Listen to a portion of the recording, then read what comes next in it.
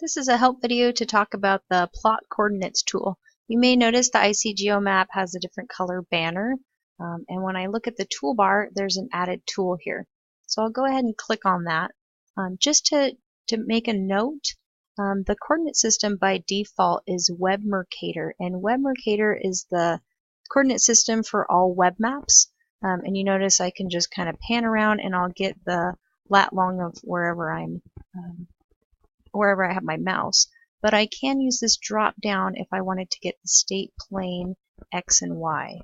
So I just wanted to let you see these things that you can kind of choose from. There's also an enable snapping here, so I can snap to, by default, the parcel, but just be careful when you're using these coordinates that it is in a different projection than the underlying data.